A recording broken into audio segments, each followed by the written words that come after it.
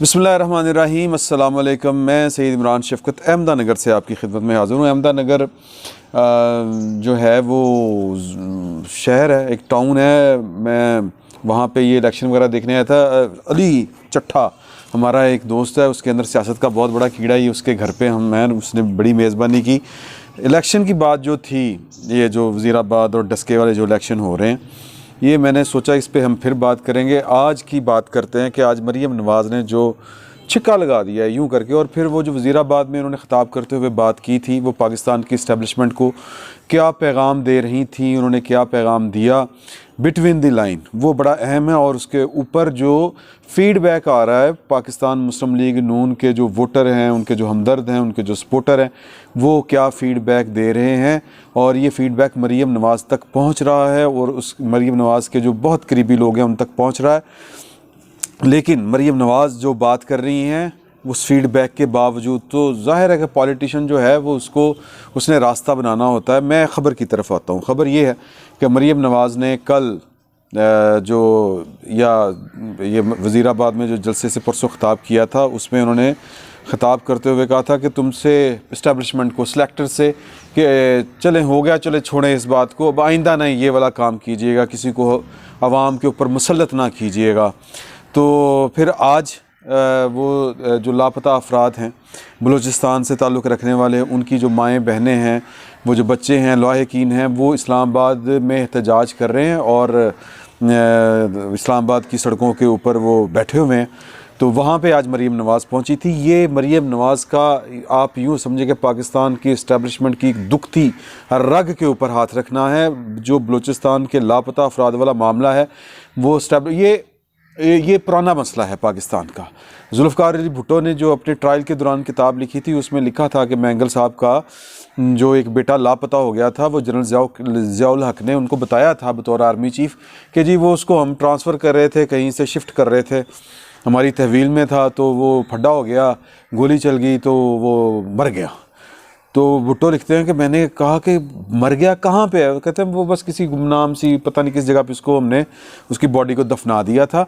तो लापता अफराद का ताल्लुक़ और बलूचिस्तान से जो जुड़े हुए लोग हैं, बलूचिस्तान की ज़मीन के जो बेटे हैं, पाकिस्तान के बेटे हैं, लेकिन उनके पाकिस्तान के साथ जो गिले शिकवे हैं वो अपनी जगह पर कायम हैं। और वो क्यों कायम हैं? देखो सुनो जानो नामी एक वीडियो चैनल है, यूट्यूब चैनल है, उसके ऊपर जो अकबर बुगटी वाली सीरीज़ उन्होंने बनाई है चशमकुशार रिपोर्ट है वो पूरी की पूरी। वो अगर आप 30 मिनट की देखें तो नौरोज़ ख़ान जो थे, उन्होंने इस नाराज़ होकर वो पहाड़ों पे चढ़े थे, वहाँ से ये वाला सिलसिला शुरू हुआ माफ़ी चाहता हूँ। तो ये किस्सा पुराना है। तो ये पाकिस्तान की इस्टेब्लिशमेंट का, अब मुझे नहीं पता कि क्यों ये पाकिस्तान की इस्टेब्लिशमेंट का सेंसिटिव एरिया है। पाकिस्तान की इस्टेब्लिशमेंट जो है वो इस इशू के ऊपर वो इतनी अग्रेसिव भी क्यों होती है, बात सुनने को तैयार नहीं होती, टॉलरेट नहीं करती। इस पे कुछ लोगों ने बात करके अपनी ज़िंदगी, उनके जो कह लें कि मसाइल बड़े, जिनमें आपको याद होगा हामिद मीर भी ये वाली बात किया करते थे, और फिर कह लें कि उनको जिन मसाइल से गुज़रना पड़ा। लेकिन बहरहाल ये वो आज तक ये उनकी बात करते हैं, उनको दाद देनी पड़ेगी। ये बात करके उन्होंने पाकिस्तान के साथ दुश्मनी का इल्ज़ाम भी लिया, पाकिस्तान से गद्दारी का भी इल्ज़ाम लिया। मसला एक गड़बड़ हो गया। मसला गड़बड़ ये हो गया कि अब ये वाली बात एक पंजाबी लीडर भी कर रहा है, जो पाकिस्तान की इस्टेब्लिशमेंट को पता नहीं अब वो किस तरह, ये क्या मैसेज है। लेकिन आज जो उन्होंने मैसेज दिया वो समझ आ रहा है, वो नज़र आ रहा है। वो मैसेज ये है कि आप इनके लवाहिकीन हैं, ज़िंदा हैं, टॉर्चर सेल्स में हैं, मारे गए हैं, क्या हुआ है इनके साथ, वो आप हक़ाइक़ बता दें।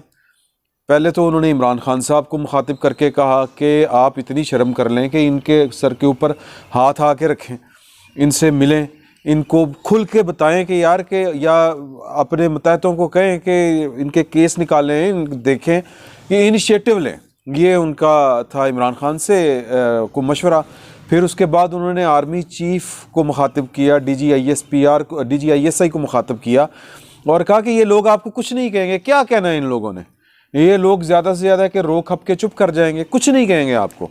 ये भी एक वो बेसिकली मैसेज है कि आपने 2018 का जो इल्ज़ाम हम लगाते हैं कि आपने इलेक्शन चोरी किया, आपने एक आदमी को हम पर मुसल्लत किया, और वो जो नवाज शरीफ कहते थे कि इसका आपको जवाब देना पड़ेगा बाजवा साहब, या नाम लेते थे कि फैज़ साहब आपको इसका जवाब देना पड़ेगा। तो बेसिकली आज और जो ये जलसा था, मरीम ने जो ये वज़ीराबाद में जलसा करके जो कहा था, वो बेसिकली ये था कि जनाब के हम मतलब कोई गल नहीं, मतलब आप यूँ समझे इसको कि कह लें कि एक NRO वो दे रही थी दूसरे अल्फाज में। ये बात ज़ाहिर है कि बहुत बुरी लगेगी कि ए कौन होंगी सानू NRO देने वाली, लेकिन वो कह रही हैं कि लड़ाई कोई नहीं है यार। अगर आप मतलब ये कि इमरान खान से पीछे हटते हैं और अपने जो है कह लें कि फ्यूचर में अगर आप इस तरह का कोई काम नहीं करते, कोई मुसल्लत नहीं करते, सियासत में मुदाखलत नहीं करते, तो नो प्रॉब्लम, कोई मसला नहीं है। हम आके आपके ख़िलाफ़ किसी भी किस्म का, क्योंकि नवाज शरीफ ने आपको पता है उन्होंने कहा था कि जनाब इन पे तो जनाब मुकदमे बनने चाहिए, इस तरह की बातें उन्होंने की थी। और फिर मतलब ये कि और ज़ाहिरी बात है कि जब एक कोई लीडर इतना हार्ड स्टांस लेगा तो फिर जो फ़रीक़े सानी है, जो स्टेक होल्डर है, जिसने बेसिकली गेम सीधी करनी है, पुट्ठी करनी है, जिसके पास ताकत है बाल्फाज़ दीगर, वो क्या आप मतलब वो क्यों आपकी बात मानेगा यार कि आप ताकि कुर्सी पे आएँ और आके उनकी जनाब वो गिची में रोड़ दें, आप आएँ उनके ख़िलाफ़ मुकदमे कायम करना शुरू कर दें। परवेज़ मुशर्रफ वाला मामला आप याद करें, क्योंकि जब वज़ीर आज़म बने थे नवाज शरीफ साहब, तो जो बाखबर लोग हैं वो बताते हैं कि कियानी साहब को ये इंश्योर करवा दिया था उन्होंने कि जनाब कोई मसला नहीं है। देखो ना, लोग तो साढ़े ना ला कर हल ने, ये जो जितने वो थे परवेज़ मुशर्रफ के साथी जो थे, जिनके ऊपर इल्ज़ाम था कि जी कि उन्होंने बहुत ज़्यादा खिदमत गुजारी की परवेज़ मुशर्रफ की, तो नवाज शरीफ को उन पर भी केड़ा, तो वो जनाब परवेज़ मुशर्रफ को रगड़ेंगे। तो फिर उन्होंने कहा था कि यार कि जो बाखबर लोग बताते हैं कि नहीं, हमारा तो पर्सनल कोई चीज़ नहीं है, ये लोग जो परवेज़ मुशर्रफ के साथ थे वो हमारे इस पार्टी में आ गए हैं, हमने क्या कहना है, क्या करना है। लेकिन उन्होंने परवेज़ मुशर्रफ को सिंगल आउट किया। तो जो नवाज शरीफ से बुनियादी जो डर है या जो ख़तरा है या वो चीज़ जो नवाज शरीफ पे एतबार पर करने पर आमादा नहीं करती उनको, वो यही है कि पुट्ठे मगज़दा है। मतलब मैं ये जो अल्फाज हैं ये इस्तेमाल करते हुए माजरत, लेकिन वो सोचते इसी तरह ही हैं माजरत। वो जो नवाज शरीफ जिनके लीडर हैं उनको ज़ाहिर है कि ये वाली अल्फाज अच्छे नहीं लगेंगे, लेकिन उनके बारे में यही है कि जी मुंतकम मिजाज हैं, वो कीना परवर हैं, वो बात को भूलते नहीं, वो बात को छोड़ते नहीं। उन्हें कह देता कि जनाब कि मैं तो छड़ांगा नहीं, तो फिर वो नहीं छोड़ता। उसने परवेज़ मुशर्रफ के साथ ये किया है, तो ये हमारे ख़िलाफ़ भी आके करेगा। यही ख़तरा था, यही ख़तरा है। और जो एतमाद नहीं किया जा रहा है, एतबार नहीं किया जा रहा, ये इसलिए नहीं किया जा रहा था। तो अब वो पार्टियां जो जाके मिली थी, अल्लाह भला करे आपका आसिफ अली जरदारी को, और उन्होंने कहा था कि पायन थोड़ी जी कोई विच विचाव करो, एक केड़े पासे टुर पे। तो वो बेसिकली अब ये मैसेज, ये इसकी कॉनोटेशन ये है, सियासी तशरीह ये है कि मैसेज ये दिया जा रहा है कि आपने एक बंदा मुसल्लत किया हम पर, नो प्रॉब्लम, अगे ना करना, पिछला साहब माफ़, पिछला साहब ख़त्म। माफ़ से मुराद है कि ख़त्म, हम वो बात ही नहीं छेड़ेंगे, बात गई, रात गई बात गई, ख़त्म हो गया, वो किस्सा माजी है, वो क्लोज एंड पास ट्रांजैक्शन इसको कानूनी ज़बान में कहते हैं कि वो मामला ख़त्म है, वो हमारी तरफ से हमने उस पर मिट्टी डाल दी। जो इस जात की ज़बान में मिट्टी पाओ जी, मिट्टी पै गई। और फिर अगर आपने ये बंदे पकड़े हुए हैं जो लापता अफराद हैं बलूचिस्तान वाले केस में, उस पर भी वो कह रही हैं कि जनाब के आगे दस दो कि जो मारे गए हैं वो भी बता दें, जो टॉर्चर सेलों में वो भी बता दें, अदालतें खुली हैं उनके ख़िलाफ़ मुकदमात ले आए, तो वो भी मामला अगर आप ये कर लेते हैं तो ख़त्म, नो प्रॉब्लम। और फिर वो एक रवायती जुमलेबाजी होती है, वो लताड़ना मौजूदा हुकूमत को। फिर एक सवाल भी हुआ वहाँ पे कि जी कि जब आप पार्टी में थी, आपकी पार्टी हुकूमत में थी, तो तब इमरान खान यहाँ पे आया करते थे लापता अफराद की दिलजोई करने के लिए, उनके सर पे हाथ रखने के लिए, तब आपने कुछ नहीं किया, अब इमरान खान कुछ नहीं कर रहा है, किथे जान।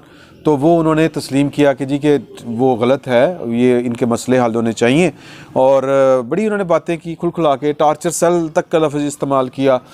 तो अब सूरत हाल यही है जो मैंने आपसे गुजारिश की है कि सियासतदान जो है वो अपना रास्ता निकालता है, सियासतदान अपना रास्ता निकाल रहा है, और इस्टेब्लिशमेंट को एक पैगाम दिया जा रहा है कि नवाज शरीफ की बात के ऊपर एक बात आ गई है कि बाप की बात के ऊपर बेटी ने एक बात रख दी है कि अब्बा जी मैं साम लाँगी, तुसी ये गारंटी करोगे जनाब अगे तो तुसी ये काम नहीं करोगे, अगे तो कि नहीं की, आगे से क्या है। बेसिकली वो कह रही हैं कि बैठें बात करें ख़त्म। तो बस इतना है, अज़ान भी शुरू हो गई है, उसके एहतराम में मेरा ख्याल है कि हमें बात लंबी नहीं करनी चाहिए। फ़िल वक्त इतना ही, बहुत बहुत शुक्रिया।